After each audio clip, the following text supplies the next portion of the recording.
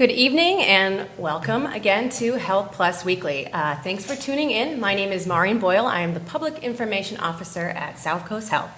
I'm here again with Sean Badgley, our social media coordinator, who will be managing the Facebook comments tonight. That's right. Thank you very much, everyone, for tuning in tonight as we continue our three-part series on the Southcoast Weight Loss Center. We'll be taking a deeper dive into nutrition as we welcome Stacy Medeiros, registered dietitian and team leader for outpatient nutrition services. She's here tonight. Stacy, welcome. Thanks for being here. Thank you for having me. Of course. So also, as we promised, we were going to have a surprise co-host. We have tonight with us Dr. Rayford Kruger, physician and chief of surgery, and the guy you want to talk to when you want to know anything bariatric surgery. Thank you so much for being here, Dr. Kruger. It's just wonderful that we have this resource. Well, thank you very much for having me, Maureen. It's great to be here and experience the show. Yes. So just before we dive a little bit deeper into the nutritional aspect, I'd love you, if you could, to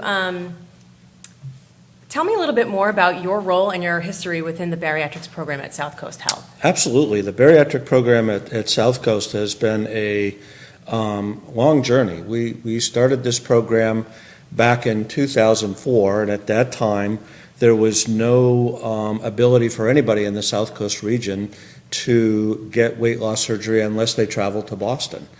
And what we learned at that time was, in order to have a successful weight loss program, it really needed to be a comprehensive program, and that program needed to include dietitians, psychologists, and a team of nurses and OR techs and personnel that did the procedure frequently and got good at it.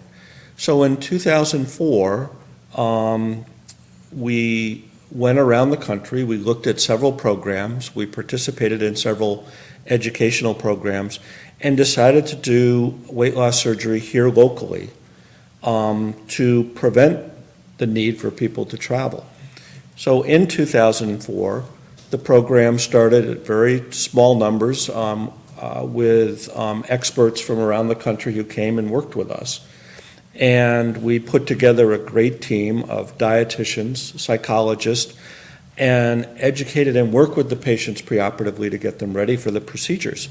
And from 2004 to 2007, our program grew from about 80 patients a year to well over 200 or 300 a year. Great.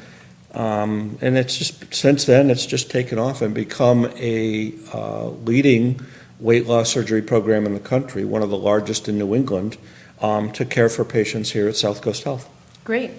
So, I mean, it's really an all under one roof program, which makes it a great resource for people within this area. So, can you tell me a little bit, what is the normal process for a patient seeking bariatric surgery? Absolutely. So weight loss surgery is really a surgery that's indicated for patients that are referred to medically as morbidly obese. And what that means is it really is not appropriate for people that have 10, 20, 30 pounds to lose. This is really designed for patients that are 100 plus pounds over their ideal body weight. And when you carry that level of excess weight, it's very common to have health conditions such as diabetes, sleep apnea, high blood pressure, elevated cholesterol, to become part of your health issues that are related to your obesity. So the goal of surgical weight loss is to perform a procedure to allow you to lose that 100 pounds. And when you lose the 100 pounds, it's highly likely those obesity-related health conditions will go away or get much better. So weight loss surgery is indicated for people who are about 100 pounds overweight, and very much indicated for people that have diabetes or hypertension and obesity, because we can generally make those conditions better. The process is one where we generally have patients either come through our website online, southcoast.org/weight-loss, or register with our office to come to a free educational seminar, which is run by one of our 6 surgeons that perform the procedure. After that seminar, one would come in the office and meet one-on-one with the surgeon to review your health conditions and your health history, and sort of make a discussion about whether this is appropriate for you, and then what procedure might be appropriate. As you can learn on our website, there are commonly 2 weight loss procedures that are done in the country right now. the Roux-en-Y gastric bypass, and the sleeve gastrectomy. Both of these procedures are now done laparoscopically or minimally invasively, meaning the procedures in our hands take under an hour. You're usually in the hospital 2 nights and back to full activity within 2 weeks. The other thing that's changed dramatically in weight loss surgery is that the safety profile of this procedure has changed dramatically. Yeah, can you speak, it's my understanding that the lap band surgery has come and gone, and it was not a very safe procedure. Lap band surgery was touted as being a safe alternative to the gastric bypass at the time. And recall, if we go back 20 years ago, the gastric bypass was primarily done as an open procedure. There was a significant complication rate.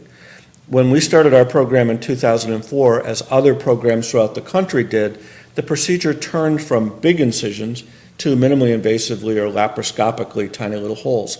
And just like gallbladder surgery, it became a much easier, medically easier, meaning less postoperative pain, less postoperative complications, and became much safer.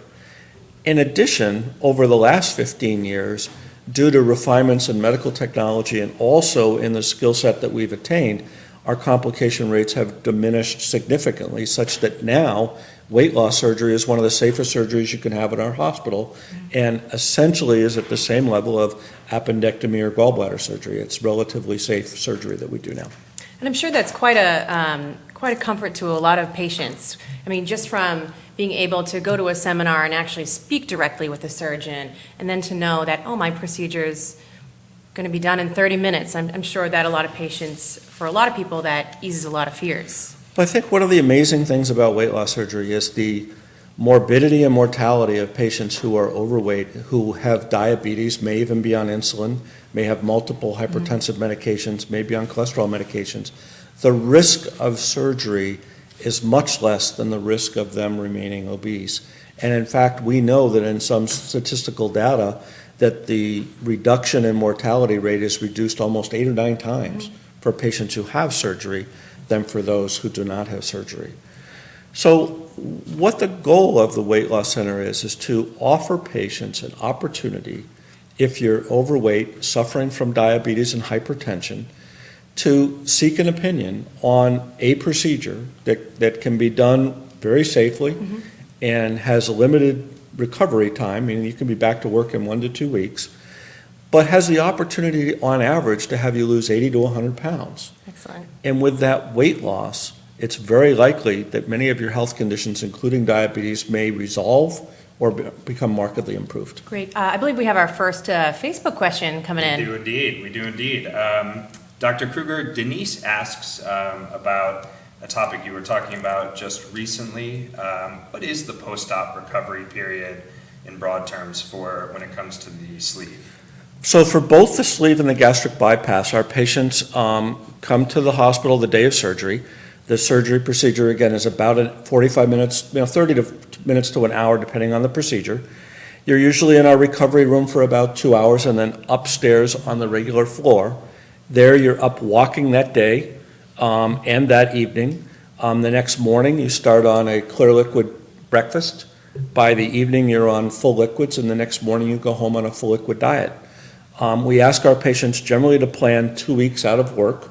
We've had some patients go back to work at 1 week, but the average is 2 weeks. At the end of that 2-week period, people usually transition from their full liquid diet to what we refer to as a soft diet, scrambled eggs, yogurt, that type of thing. So in general, as with gallbladder surgery or hysterectomy, the recoveries are very similar of that 2-week time frame. Yeah, and I'm sure we'll have Stacy kind of elaborate more on that liquid diet Absolutely. happening to the body. Did you have another one? We do. We have several, actually. Oh, boy. Coming in. Dr. Kruger, you're famous. Quickly here. Lindy just wanted to say that this surgery saved her life, and so she wanted to thank you.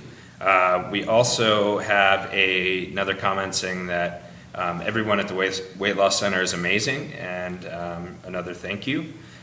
So happy to not only be a part of this program, but a patient as well. Oh, great. And so we've got a couple of other follow-up questions, if you'd like me Great. to ask them now.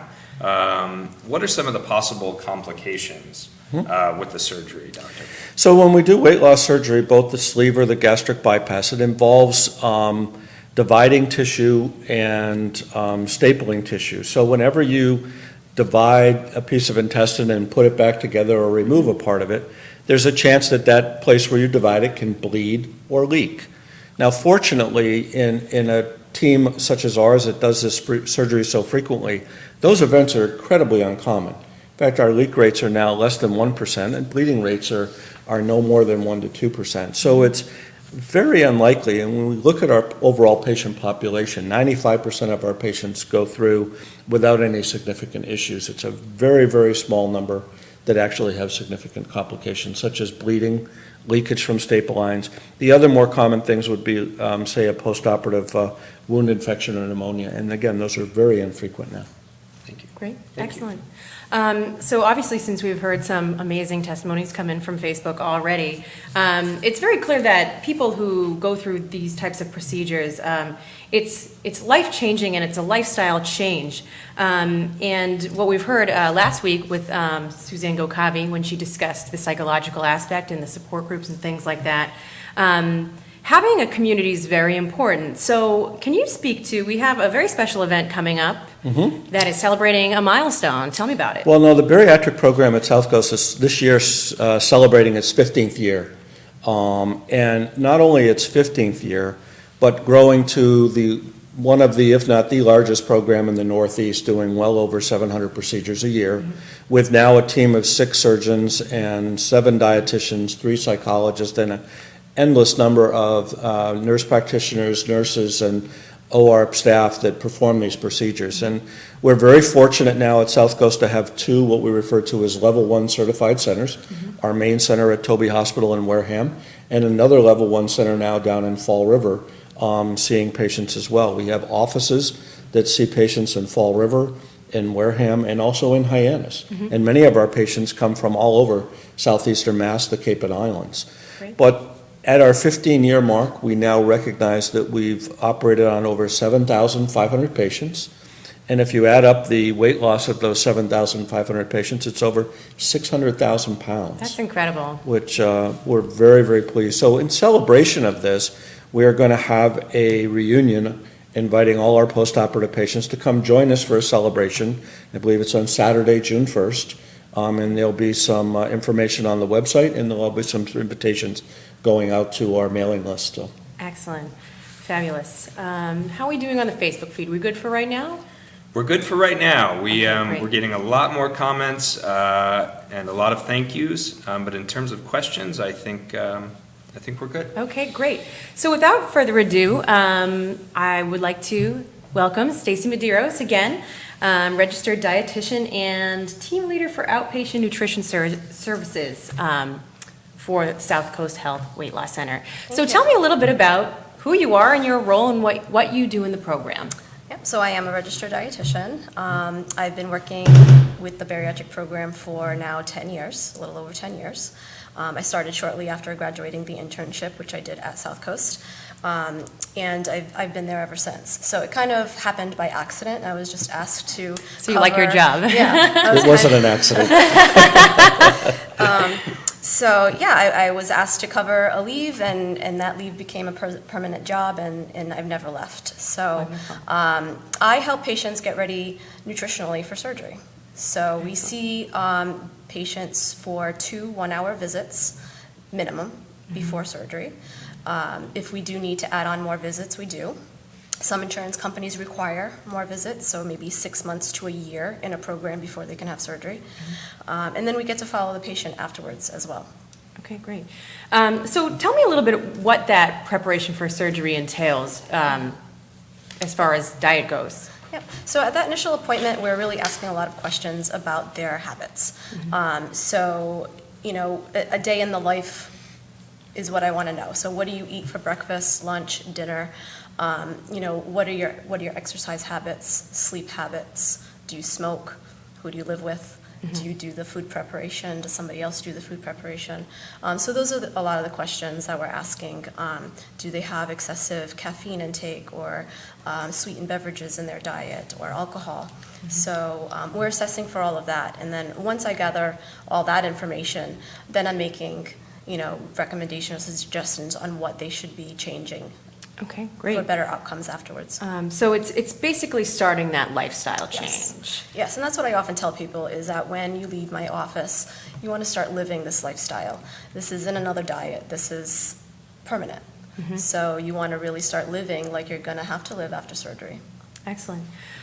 So a little bit more about that lifestyle change. It's also, is the goal prior to the surgery to lose any weight, or is that for some patients, or how does that work? Well, generally, we do ask most patients to lose weight. Okay. Now, our weight limit is about 400 pounds, maybe a little over in some cases. But so if they come in at 450 or 500 in some cases, we do, yes, ask them to lose weight. So they have to get as close to 400 pounds as possible. But for somebody who is not over 400 pounds, we generally ask them to lose at least 10 before surgery. Okay. Excellent. So there's also, in this process, it's really gearing up the person. You're going to have this surgery. Your life is going to be different. Your stomach is going to be different after this. How do you prepare someone nutritionally for post-op life? So there are a few things that are very important. One is hydration after surgery. So we're asking patients to drink water. It's amazing how many people don't drink water. It's they're drinking everything else, coffee, soda, but not water. So that's a very basic thing, but it's challenging for a lot of people. And to drink it all throughout the day. So not gulp or not drink it all in the beginning of the day and then not have anything afterwards, because after the stomach is so small that they can't catch up if they fall too far behind. Right. That's one thing. The second important thing is protein. So protein helps with healing. It also helps minimize muscle loss after surgery. So getting them to include a good protein source at each of their meals. And maybe experiment with some protein supplements before surgery. So that can be overwhelming, if you've never had a protein supplement or ever bought one. So just trying some things out, maybe experimenting with that. Eating 3 meals a day, not skipping. Right. Right. That's important. Also, not just what they're eating, focusing on healthy choices, but how they eat. So eating slow, chewing the food. So I imagine that can be quite a challenge for folks. I certainly struggle with drinking water every day. Is there a certain level of education support group that goes along with the eating style changes and things of that nature? Most of the education pre-op is done on those visits with the dietitian. We do have a nurse education class that happens closer to surgery, where we review the post-op diet, the vitamins that they need to take, and just their preparation for surgery in general. But some people do require more education, and that's where we would add in more visits. So, you can't simply say to somebody, I want you to eat 3 protein-containing meals if they don't know what protein is. So sometimes it's starting with nutrition basics. What is protein, what is carbohydrate, what is fat, and then what are healthy options within those 3 macronutrients. Each patient gets a food guide. So can you tell me what kind of things are in there? Yeah, we call it the patient handbook, and there's 2 chapters on nutrition, a pre-op chapter and a post-op chapter. So it does list all of these behavior changes that they want to start doing, such as eating 3 meals a day, cutting out the coffee, quitting smoking, eating slow, not drinking and eating at the same time. So these are all things that are hard habits to change from one day to the other. So they want those 3 to 4 months to be working on that. And then the post-op chapter is really going over the stages of the diet and listing out the foods that they're allowed to have at each stage. Great. Tell me, I remember in one of our earlier conversations we talked about mindful eating. So kind of dive into that a little bit. Yeah. So everyone eats for different reasons. I think, as Suzanne mentioned, happy, sad, depressed, Right. whatever. So we do talk about mindful eating a lot in those nutrition appointments, and eating when you're hungry, not eating just out of boredom. I do see a lot of common patterns in this patient population. Skipping meals is a big one, so not eating all day long and then eating a big meal at night Right. and then snacking all night, or grazing throughout the day. Yeah. With skipping meals, is that, what exactly, I think a lot of people struggle with that because of busy lives. What immediately comes to my mind is, like a busy mom with kids, like Yeah. I'm taking care of everybody else but myself, and they realize, 7 to 8 hours later, they haven't eaten any food. What does that do to the body? Well, I mean, if you're not eating or skipping meals throughout the day, you're likely going to overeat at some point. Plus, you're not getting adequate nutrition, and that's going to be a problem after surgery. You need to make sure that you're getting adequate protein, and you're already compromised nutritionally with the gastric bypass. You have malabsorption, so you want to make sure that you're getting nutrition from food and from supplements. Okay, great. Sean, how are we doing on the Facebook feed over there? We're good. We did get a question earlier today, actually, from someone who saw that Stacy would be on the show. What are some of the most common ways that post-op patients can regain weight? You've covered, is it just the inverse of a lot of what you're talking about? Like if people don't have the protein, if they are skipping meals, if they are eating when they board, or are there other sort of reasons why people might regain this weight? Yeah. I think one of the most common reasons is that they fall back into old eating habits. So, the surgery is a great tool, but you have to use the tool Right. the right way. So, one of the common things I see a lot is grazing. So, a bariatric patient can eat a limited amount of food at one sitting, but they can eat small amounts of food all day long. Gotcha. So, if that's what they're doing, and those foods are what we call slider foods, so crackers, chips, Cheez-Its, M&Ms, those foods kind of slide in and slide out and don't really cause a lot of restriction. Right. So they can get away with that, and those calories still add up at the end of the day. Great, thank you. Let me follow up on Stacy's comment that, weight loss surgery is not meant to be a quick fix. It's a commitment to at least a 3-month process of meeting with our dietitians or psychologists. We have a lifestyle class that goes for 6 hours. It's 3 2-hour classes, multiple meetings with providers to get ready for surgery. Post-operatively, it's also a commitment. It's a commitment to a dietary change and a lifestyle change, including daily activity. Now, it doesn't have to be lifting weights at the gym. It can be walking, it can be aerobics, it could be riding a bike, whatever. But it's a healthy lifestyle and eating habit that helps our patients maintain. Now, the surgery has one huge effect, and that is that hunger is dramatically diminished in both procedures, and satiety happens a lot easier. So much smaller volumes of food cause you to feel full and not want to eat further, and you're not hungry even though you're eating far reduced amount of foods than you used to. But that commitment to lifestyle change and a dietary change is important, and we provide follow-up visits that go on for life, generally 5 times the first year, twice the second year, and then yearly. But there are also monthly support groups and access to our dietitians and behavioral health people at all time. And with that level of support in the community close by, we have a very high success rate of patients losing weight and a very good rate of people not regaining long-term. So. Excellent. Great, thank Great. you. We've actually got another question from Mattapoisett. And this one I think is primarily for Stacy, but also Dr. Kruger. Can you guys talk about whether one can eat their favorite bad foods, as Krista says, after surgery? If you do very small portions, chew slowly, etc.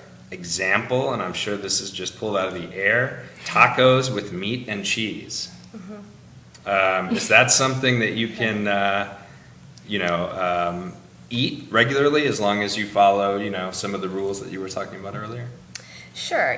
One of the common misconceptions is that, some people feel like they can never eat, a certain food again.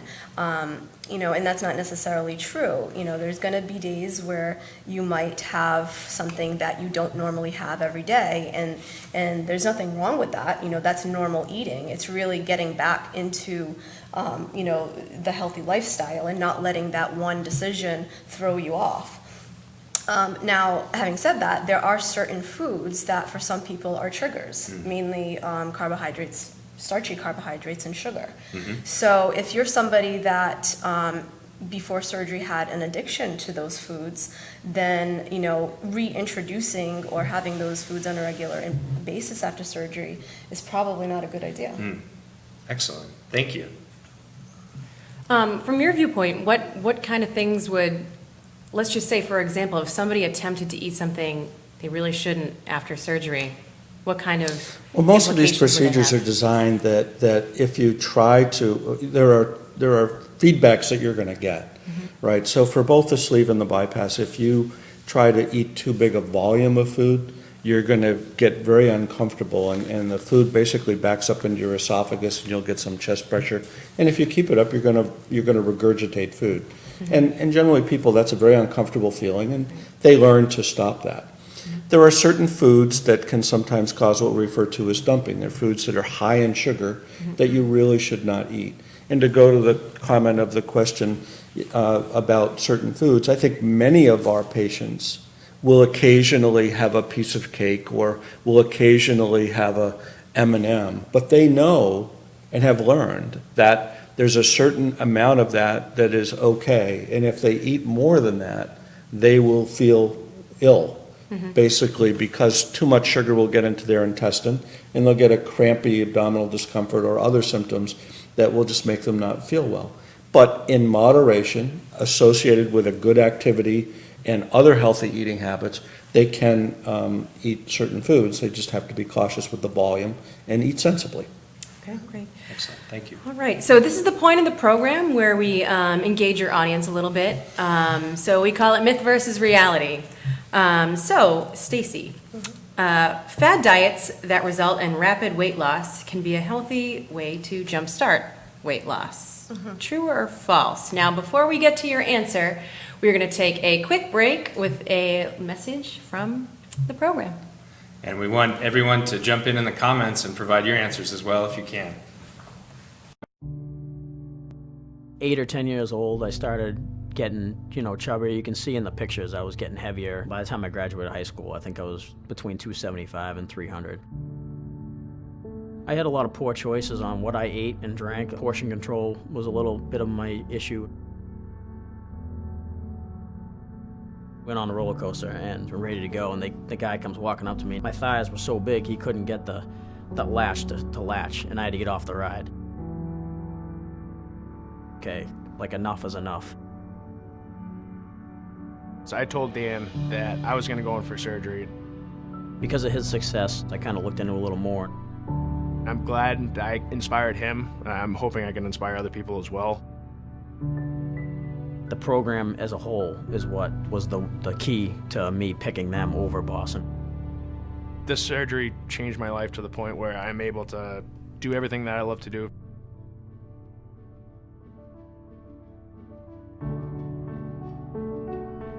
So I just set my goal. I was 325. I said, okay, by next March, I want to be 225. That's my goal. And I was a 46 going into a 48. Now I'm a 30-inch waist. Right now, after the surgery, I believe I'm the same person I was before. Appearance-wise, I'm a little different, but I still have the same heart, the same ability. The only thing I can do more is more physical and more demanding stuff. I'm living proof to show if you put the work in on anything that you can get what you want with the house, my business, the weight loss. Southcoast Health gave me the tools, and here I am, with my health forever.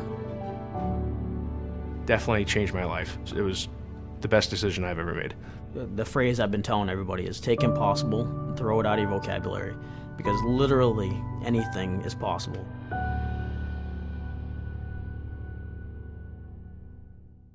Welcome back.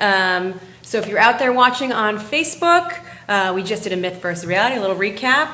So fad diets that result in rapid weight loss can be a healthy way to jumpstart your weight loss journey. True or false? I would say false. Any diet that promises extreme weight loss in a short period of time is usually too good to be true, and usually short-lived. So, and I really don't like the word diet too much. I like to consider, the bariatric diet a lifestyle. It's not a diet. And I think with any other, eating plan, it should be considered a lifestyle. If you're really going to commit to something, it should be long-term. Great. And what is, I would imagine, Could you speak a little to what are the common issues that some of your patients come in experiencing? I'm sure yo-yo dieting is one of them. I think that's a regular struggle a lot of people deal with. Yep. I hear a lot that, no matter what I do, I can't lose weight. And oftentimes it's because they have yo-yo diet so many times before. And, we touched a little bit on it in that those hormone levels. And, in traditional dieting, those that hormone ghrelin, which is the hunger hormone, actually increases. So people are hungrier. Energy expenditure usually decreases, so they're not burning as many calories. And over time, when they gain that weight back, the body usually, overshoots. So you gain even more weight than you lost originally. So it gets harder and harder to lose as you yo-yo diet. So it really triggers like a metabolic disorder. Yeah. Okay. So we talked a little bit about patients coming in also with health issues. Can health issues actually create the weight gain in the first place? Can you speak a little to that? Well, yeah. I mean, insulin resistance is a big one. So, insulin is a hormone that is increased typically when you eat carbs and sugar. Other foods too, but carbs and sugar are what makes insulin go up the most, and your body's response to that, or defense mechanism, is to release insulin to bring down that blood sugar. Insulin is a fat-storing hormone. So people who are insulin resistant have these high levels of insulin in their bodies, which instead of burning fat, they're storing fat. Dr. Kruger? We also see medications that tend to cause problems with obesity. Some of the antidepressants, some of the bipolar medications can cause significant weight gain.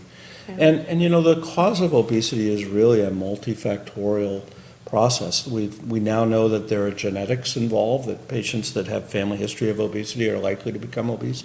There are environmental factors, why many people, the United States is a country that has far more obesity than European countries. There may even just be biochemical mechanisms within one's body called the set point theory, that your body is defending an abnormally high weight like it does temperature or thyroid regulation, and that your body is just sort of fighting to maintain this abnormally high weight. And I think that healthy lifestyle, healthy eating help reset some of those things a little bit. For our patients that have over 100 pounds, surgery helps really reset them, and we actually have scientific data that shows that the ghrelin hormone and other hormones in the body are dramatically affected by the sleeve gastrectomy or the bypass, which helps a patient be successful in their weight loss and maintaining the weight loss long term. Excellent. Yeah, I have many patients that say, I don't feel hungry, I don't have the desire to eat, I don't have the cravings that I used to have. So I think that really helps them. Yeah. So you had mentioned a little bit earlier that many patients need sort of like a nutrition 101. What are some of the other factors? Can you tell me what sort of contributes to sort of not having that understanding of food to begin with? Yeah, it could be, it could be financial issues or resource issues, stability issues. So all of those things can be factors in why somebody can't eat healthy. So if they don't have the finances to buy healthy foods or a place to prepare those foods, then it makes it a lot more challenging. If they can't exercise, because they have mobility issues or they get short of breath, it makes it harder as well. Yeah. Within those lifestyles, can you maybe give me an example of how a person might find themselves in that position of putting themselves, for example, maybe if there are financial issues, they find themselves eating more processed foods? Certainly, it's much easier to get a whole meal for a few dollars than go to the grocery store and buy the things that you need to make a balanced, healthy meal. So I think, a lot of people fall into that, I can spend $2 or $3 and go to a fast food place versus spending, $20 to buy groceries or more. I have kind of a funny question. I would call it a funny question. This is one of the questions I had researched when I was getting ready for this program. So younger generations, or generations, the Netflix generation, the binge watching generation, have you seen any of that have an impact on your patients' lifestyle? Yeah, I mean, I think there are generation differences. So, like you said, you know, the younger generation, it's a lot of technology, not a lot of exercise, you know, sedentary lifestyle, but also, you know, not cooking or not knowing how to cook. You know, I think the younger generation may not have, you know, grown up seeing, you know, maybe their family cooking. And I think that has a big part of it too. So they grew up on, you know, convenience food or fast food, Right. and that's all they know. That's all I know. Okay, so I think we have a question from our Facebook audience. We do indeed. But before we do, everyone put down your laptops and phones, go outside and exercise, go cook something. Wait, and then they won't watch the show. We'll do it after the show, everybody. You know, do it after the show. All right. So, what do you think, Stacy, about cleansing diets, like a juice cleanse, where you consume where you consume nothing but juice for 10 days, both for non-patients and post-surgical patients alike? I know you said earlier you don't like the term diets, Right. but what would you say about cleansing in general?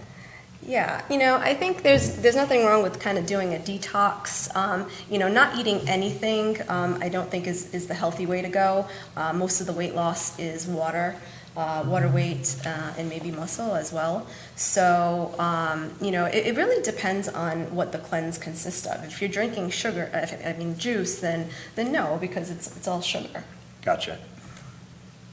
Excellent. Thank you. All right. So let's talk about nutrition post-op. The stomach is typically smaller after surgery. How does the body respond to that, and how does the body need food afterwards? Well, everyone needs food to live. Yes. So, yeah, it is much different though. Well, I can go through the post-op progression. So the first phase of the diet is that full liquid phase, which lasts for 2 weeks.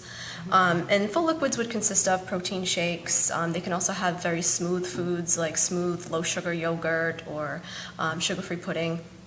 After the 2 weeks, they're progressing to very soft solids. So scrambled egg, cottage cheese, ground meats, soft-cooked vegetables. And that lasts for 6 weeks. So it's a total of 8 weeks before solid foods are reintroduced. So 2 months. You know, so that stomach is, you know, kind of like a baby. Yeah. You know, in training, baby stomach in training. You're kind of getting it to be able to tolerate different consistencies and different textures again. Okay, so that might take a while. Great. Doctor, would you mind speaking to how that impacts the healing process, doing that diet in that manner? Well, when we operate on the intestines, they're sort of jolted a little bit. So the motility and the ability for foods to go through well is somewhat disrupted. So the liquids, you know, where we sew the intestines together, or with the Roux-en-Y, or in a sleeve gastrectomy, that staple line, there's some swelling and narrowing. So during that period of time, we keep you on liquids so that the foods go through without any trouble. And as the healing process occurs, the swelling reduces, the motility gets better, and then you're able to tolerate the soft foods and then ultimately the regular foods. So it's a stage progression that corresponds with the body's healing process. Excellent. And that the swelling reduces and the body adapts to allow the food to go down in a much smoother way. Great. So obviously post-op, there are going to be exclusions to what you can eat. We spoke a little bit earlier about dumping, but can we kind of get a little bit deeper into sugars and complex carbohydrates and what dumping is? Because I think that's something that I think people would really care to hear about. Dumping is basically rapid stomach emptying. So it's the contents of that pouch or sleeve dumping rapidly into the intestine. And it's usually can be caused by a couple of different things. Eating too fast, drinking and eating at the same time so things are flushed through, or sugar. There's 2 phases of dumping, early and late. So early dumping is usually caused by sugary foods, and the symptoms are nausea, vomiting, diarrhea, heart palpitations, very unpleasant. Late dumping is a little different and usually happens with starchy carbohydrates, so bread, pasta, potatoes, and the symptoms don't always come on right away. It could be a half hour, it could be several hours after eating a meal with carbohydrates. And the symptoms would be more of like having a low blood sugar, so feeling shaky and tired, drowsy, wanting to go to sleep. And somebody might not associate those feelings that they're having from a meal that they had like 3 hours ago. So, we always encourage protein at every meal, a healthy fat, fruit or vegetable, something that's balanced and not just carbohydrate, so that they don't have that late dumping syndrome later on. Great. Sean? Well, yeah, thank you. We have a couple of hellos that I wanted to share with you guys. One from Portugal, and the other from San Antonio, who's from Joanna, who specifically says hi to Dr. Kruger. I'm not sure if that rings a bell. Also, we've got a few more questions that have come in recently. One is, if needed, can the sleeve be reversed? A sleeve gastrectomy is a procedure where we remove 3/4 of the stomach. And so it cannot be reversed because obviously we've taken that portion of the stomach out. Just like when we do a hysterectomy, we can't reverse that, nor can we reverse when we take a gallbladder out. Right. If the sleeve has issues by stricture and narrowing, or you should develop significant reflux, there are procedures we can do to correct that, but we can't put the stomach back. Gastric bypass surgery, where we make a small pouch and then provide a piece of intestine up to that pouch and bypass a portion of the stomach, technically can be reversed. But it's very rare that we do that because there is it's complicated, and it's very unlikely that there's going to be a need to reverse a gastric bypass. So I'd say in our 7,500 cases or so, we've done that maybe 5 times. It's very infrequent, but can technically be done. Excellent, thank you. And then a pretty specific one. And if this isn't something we can answer during the show, we can certainly try and circle back. But Ashley asks, I have polycystic ovary syndrome and I'm overweight. Would this surgery be an option to help me get pregnant? Absolutely. Obesity has the effect on PCOS to reduce fertility, and losing that weight, whether through diet and exercise or through weight loss surgery, can actually allow you to become more fertile and get pregnant. Yes. Thank you, doctor. And then just one more. Great. What are in sort of in the same vein, what are the guidelines for surgery and pregnancy? Can you have it if you're pregnant, planning to become pregnant, recently gave birth? Yeah. So from the standpoint, we ask our patients, so obviously we don't want you pregnant when you have your surgery. For patients that are having trouble getting pregnant due to obesity, this is a means of improving fertility. After we do the surgery, we ask patients to avoid pregnancy for at least a year till their weight stabilizes. So once you have the surgery, we like you to wait at least a year before attempting to get pregnant. All right, thank you. And then just to go back, Joanna from San Antonio, her friend had the bypass by Dr. Kruger. So. There you go. Right. Hello, San Antonio. Excellent. So let's talk a little bit about alcohol. So alcohol, from my understanding, is a no-no. Yes. Excuse me. On that note. We're live, folks. We're live. We can't edit that out. Yeah. So we do ask patients to avoid alcohol for at least a year after surgery. Many patients have a predisposition for addiction. Their addiction to food may transfer to an addiction to something else after surgery. And it could be to anything. It could be to, shopping, gambling, whatever. But alcohol seems to be the most prevalent, and we understand that it is an issue.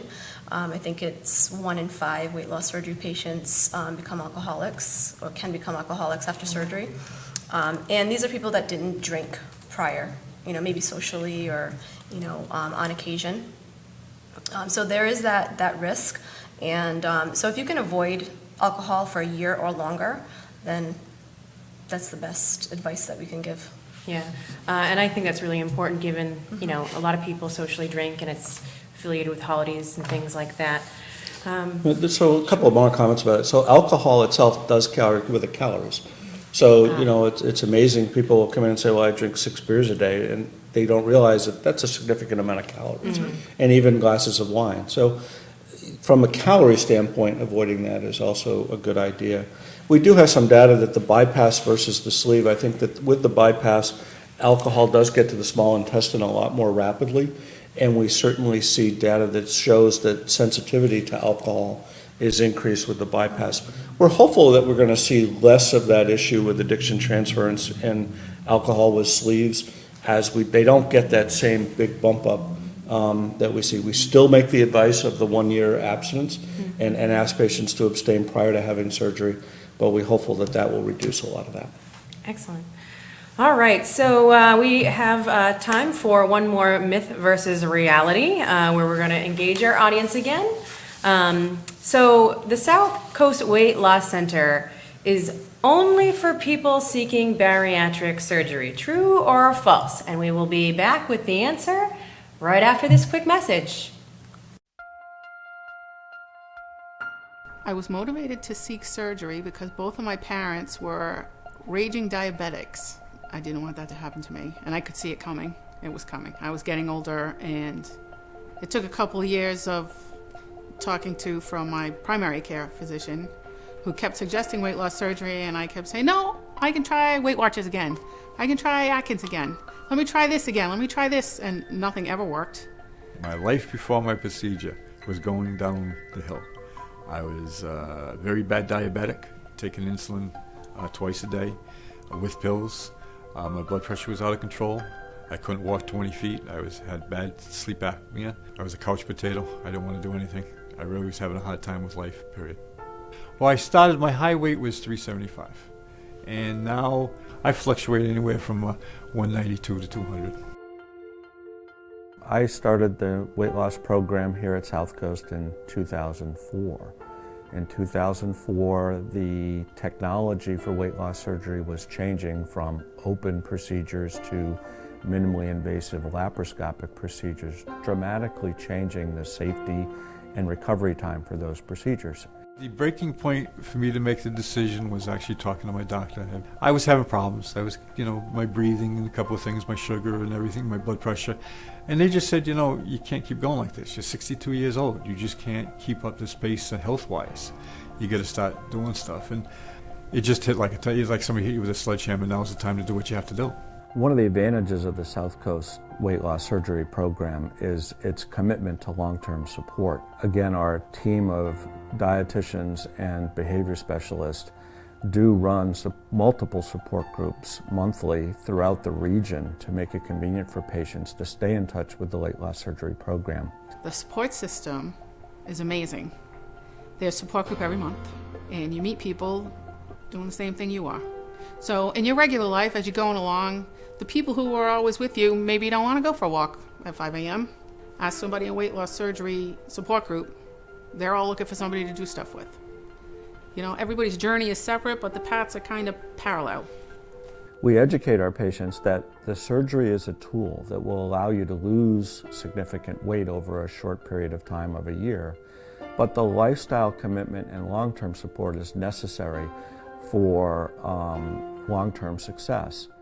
I do a lot of things that I haven't done before. I do walk, I go to the gym. I'm faithfully at the gym all the time.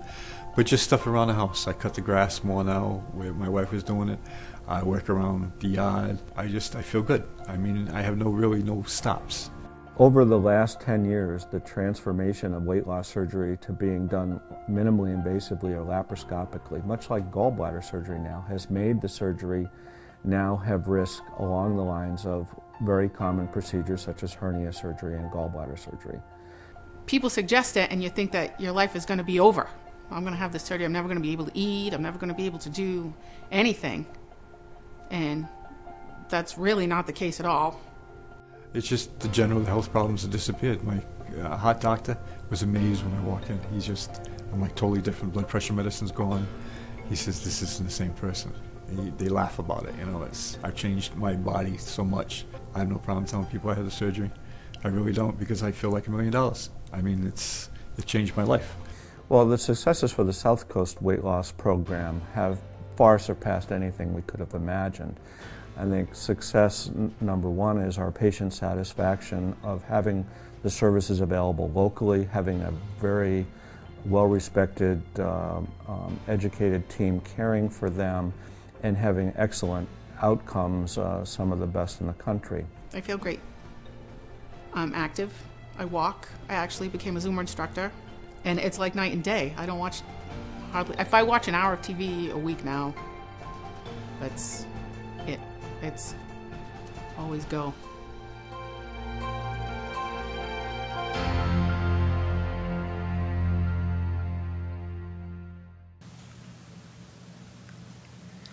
Welcome back, everyone.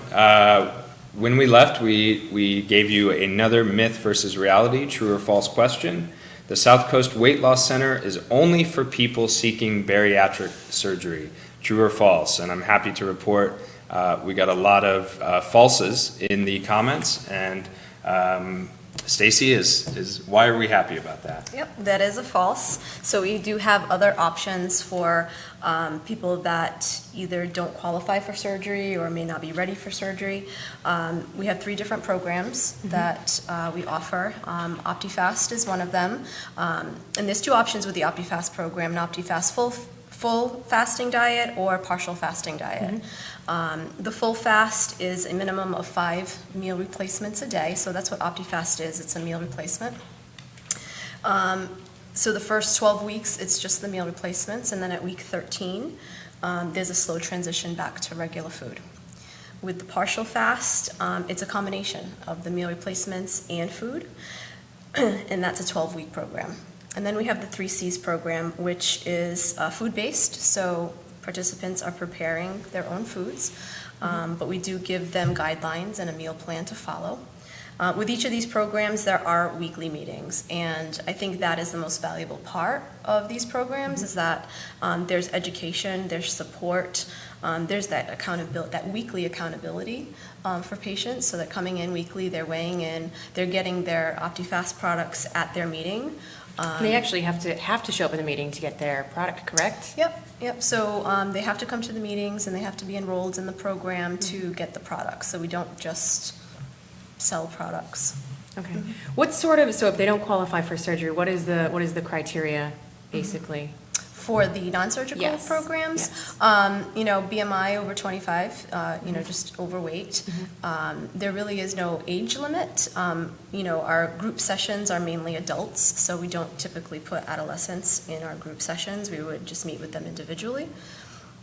Great. And so what sort of nutrients are in these products? So can you tell me a little bit more about what the product is like? Yep, it's a complete meal replacement in a small amount of calories, so it's 160 calories. There's protein, a little bit of fat, a little bit of carbohydrate, so they're balanced. And if they're following the full fasting program, it actually meets the recommendation for over 24 vitamins and minerals. So they're getting complete nutrition on the program. Excellent. Sean, do we have any more Facebook comments, or are we all set over there? We have a lot of comments, a lot of thank yous, a lot of questions about where folks can get information about the Weight Loss Center, and that's an easy one for me. It's southcoast.org/weight loss or southcoast.org/weight-loss. Either of those will take you to the page with the www. Also, the direct phone line is 508-973-1850. I'm not sure operators are standing by at the moment, but we will get back to you. But they're very receptive and Absolutely. very responsive. So. I also wanted to mention that we do offer weight loss medication as well, which Dr. Inwood will be talking about more next week. And that will be on our program next week, so it's a great segue. And the medication can be done in conjunction with any of the programs that I just mentioned. Excellent, wonderful. I'm sure we'll hear a lot more about that next week. Dr. Kruger, so what I'm hearing is this is really a program for everyone. It's very comprehensive. We're very blessed that Southcoast has a very experienced, large weight loss program, both surgical and non-surgical. We've talked about the surgical program tonight, which again has really become a regional program and has accolades throughout the country.